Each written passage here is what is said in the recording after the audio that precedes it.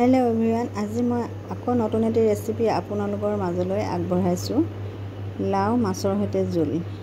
এই গোটা লাওটোৰ পৰা মই এডোখৰ লাও কাটি ল'লোঁ, ধুই ল'লোঁ ভালদৰে। বিলাহী এটা লৈছোঁ, সৰিয়হ এচামুচ, নহৰু কেইফুট আৰু পিঁয়াজ এফাল লৈ মই পেষ্ট কৰি ল'লোঁ গোটেইখিনি। এতিয়া মই মাছখিনি ভালদৰে ধুই ল'লোঁ। কেৰাহীখন গৰম কৰি মাছখিনিত হালধি নিমখ সানি ফ্ৰাই কৰি লৈছোঁ। এনেকৈ এটা এটাকৈ গোটেইখিনি দি ফ্ৰাই কৰি ল'ম।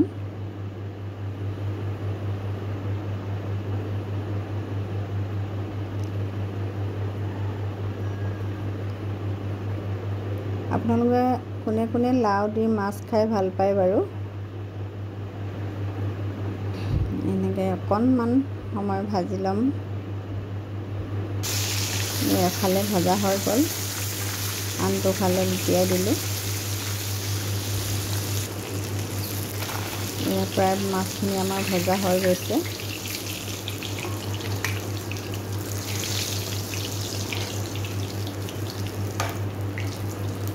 এতিয়া মই এই তেলখিনিতে সৰিয়হ কেইটামান দি দিছোঁ। ঢাকি নিদিলে তেলৰ চিটিকা পৰে, সেইবাবে ঢাকি দিওঁ মই। সৰিয়হখিনি পেষ্ট কৰা সৰিয়হখিনি ইয়াত এড কৰি দিছোঁ। অকণমান লৰাই মই ইয়াত বাকী মছলাবোৰ দি দিম। এচামুচ জিৰা গুড়ি দিছোঁ, এচামুচ জলকীয়া গুড়ি দিছোঁ, এচামুচ হালধি গুড়ি দিছোঁ আৰু অকণমান পানী দি মছলাখিনি ভালদৰে মই ভাজি ল'ম।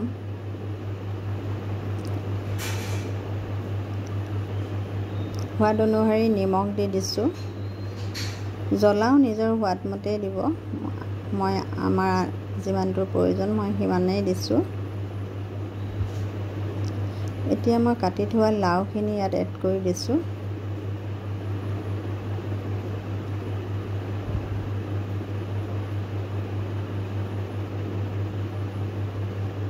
এনেকৈ ভালদৰে লৰাই ল'লোঁ। এতিয়া অকণমান সিজিবলৈ দিম। কাটি থোৱা বিলাহীখিনি ইয়াত এড কৰি দিছোঁ।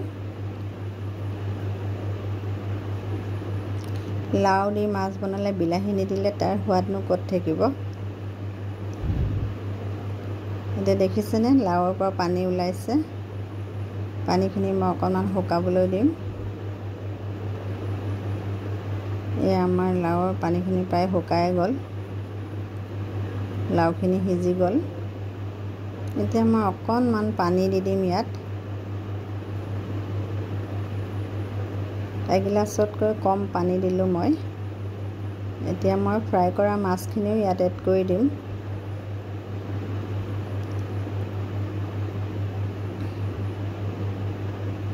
এতিয়া 2-3 মিনিটৰ বাবে মই কুক হ'বলৈ দিম। কেঁচা জলকীয়া দুটা ফালি দিলোঁ মই ইয়াত, দিবলৈ পাহৰি গৈছিলোঁ, সেইবাবে এতিয়া দি দিছোঁ। 2-3 মিনিটৰ বাবে আকৌ কুক হ'বলৈ দিম। এয়া চাওকচোন, আমাৰ মাছৰ চব্জি হৈ গ'ল, ইমান ধুনীয়া হৈছে। আপোনালোকৰ ৰেচিপিটো চাই কেনে লাগিলে? যদি ভাল লাগিছে লাইক কমেণ্ট শ্বেয়াৰ কৰিব। আকৌ নতুন এটি ৰেচিপি আপোনালোকৰ মাজলৈ লৈ আহিম। আজিলৈ বাই।